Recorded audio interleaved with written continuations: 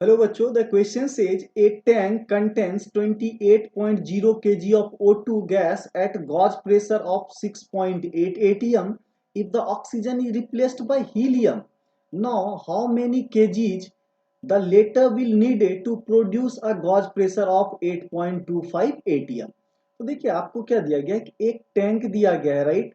और इस टैंक में इन्होंने क्या रखा है, ऑक्सीजन गैस, राइट, O2, और इसका वॉल्यूम क्या है, V है, राइट। और इसका जो गॉज प्रेशर P1 है, राइट, तो ये P1 आपको कितना दिया है, राइट, 6.8 atm। कितना दिया है, 6.8 atm, राइट। और यहाँ पे ऑक्सीजन का अगर हम मास की बात करें तो ये कितना है, 28 kg, राइट। सिमिलरली बोल्ड है सेम टैंक यूज करते हैं, इसमें क्या करते हैं कि ऑक्सीजन को रिप्लेस किससे कर देते हैं, हीलियम से। किससे रिप्लेस कर देते हैं, हीलियम से।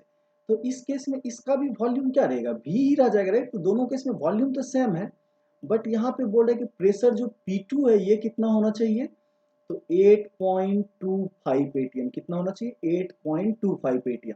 और सपोज दैट यहाँ पे मास हम लोग क्या मान लेते हैं, m मान लेते हैं, राइट। तो देखिए आपका जो आइडियल गैस इक्वेशन है वो क्या होता है, Pv इक्वल टू nRT। क्या होता है, Pv इक्वल टू nRT। और आपको क्लियरली पता है कि जो आपको वॉल्यूम है R और T है, ये क्या सेम है, राइट। तो हम क्या बोल सकते हैं, V R and T are same. ये क्या होगा, are same for both, right, for both condition. दोनों ही कंडीशन के लिए अपना क्या होगा, ये सेम है।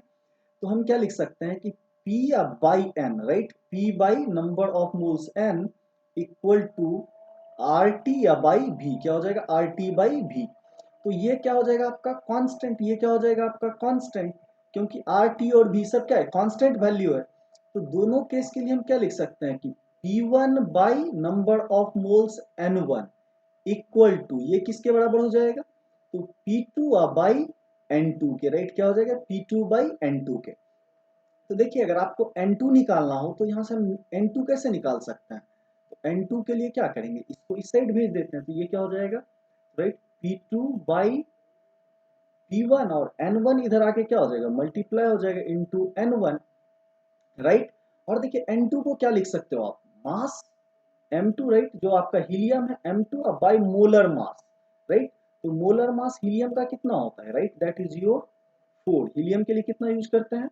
और P2 आपको कितना दिया हुआ है, राइट, तो P2 आपको दिया हुआ है 8.25 डिवाइडेड बाई P1, ये कितना दिया हुआ है 6.80। और नंबर ऑफ मोल्स रखेंगे तो आपको कितना दिया हुआ है 28 kg, राइट। तो अभी इसको हम लोग केजी में रहने देते हैं, 28 डिवाइडेड बाय, देखिए आपको इसकी वजह से M2 भी किस में आएगा, केजी में आएगा, सेम यूनिट में है। अगर दोनों को ग्राम में करेंगे तो दोनों किस में आएगा, ग्राम में आएगा, right. Divided by molar mass, तो मोलर मास आपको किसका, O2 का, तो O2 का मोलर मास आपका कितना हो जाता है, राइट, दैट इज योर 32। ये कितना आ जाता है, 32। तो इस क्वेश्चन को जब हम सॉल्व करेंगे, देखिए 4 उधर जाके मल्टीप्लाई हो जाएगा। तो जब हमें M2 निकालना हो तो ये वैल्यू कितना आ जाएगा, तो 8.25 divided by 6.80 into 28 divided by 32 into क्या हो जाएगा 4।